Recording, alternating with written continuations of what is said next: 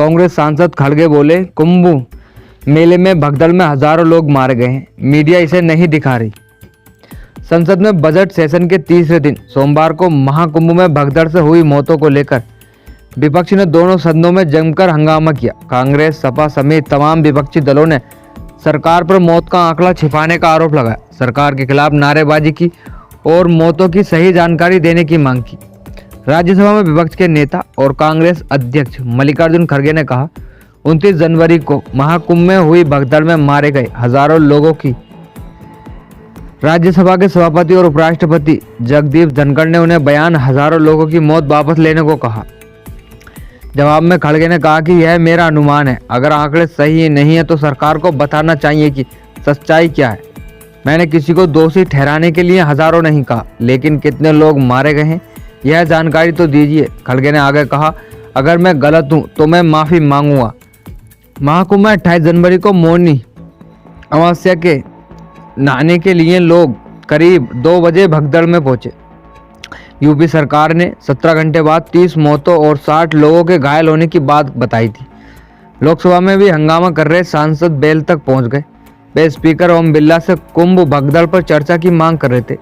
बिरला ने सांसदों से कहा, आपको जनता ने यहाँ सवाल पूछने भेजा है कि मेज तोड़ने भेजा है तो और जोर से मारिए, क्योंकि सांसद काफी गुस्से में थे। इसके बाद विपक्षी सांसद हंगामा करते रहे। वे नारा लगाते रहे कि सरकार कुंभ में हुई मौतों का आंकड़ा छुपा रही है, केंद्र सरकार होश में आओ, योगी सरकार इस्तीफा दे, सनातन विरोधी सरकार इस्तीफा दो।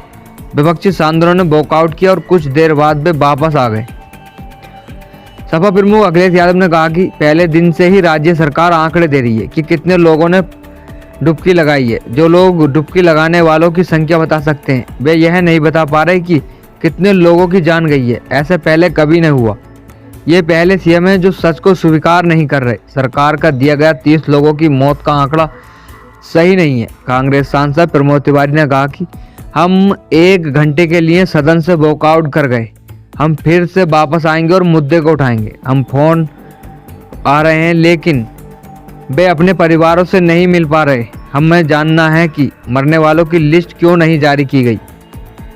वहीं सपा सांसद जय बच्चन ने कहा कि इस देश में अभी सबसे बड़ा मुद्दा महाकुंभ भगदड़ की घटना है। उन मरने वालों की सही संख्या बतानी चाहिए और जनता को सफाई देनी चाहिए। उन्होंने झूठ बोला, व्यवस्थाएं आम आदमी के लिए नहीं बल्कि वीआईपी के लिए थी।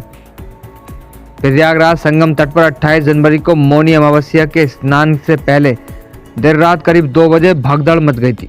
मौनी अमावस्या के स्नान के चलते काफी भीड़ थी। प्रशासन के मुताबिक संगम समेत 44 घाटों पर 8 से 10 करोड़ लोग डुबकी लगाने आए थे।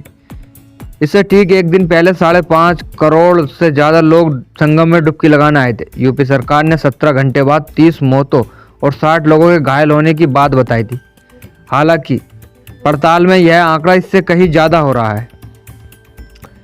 30 जनवरी को रिपोर्ट के मुताबिक मोतीलाल नेहरू कॉलेज की मैट्योरी में 24 लवारिस शव रखे मिले थे। अगर इनमें से बीते दिन के 5 लवारिस शव घटा भी दें तो भी 19 लाशें सामने थी नहीं। ऐसे में मरने वालों की संख्या बढ़कर 49 हो जाती है। रिपोर्ट के कुछ अफसरों और कर्मचारियों से बात की और लवारिस लाशों की लिस्ट चेक करने की कोशिश की। एसडीएम आशुतोष मिश्रा ने बातचीत में सामने आया कि 29 जनवरी को यहाँ 40 से 50 लोग मारे गए। इसके अलावा मेडिकल कॉलेज के पोस्टमार्टम हाउस में बैठे एक स्वास्थ्य कर्मी ने बताया था कि 20 शव अभी भी रखे हुए हैं। हालांकि इस दावे की पुष्टि नहीं की जा सकी।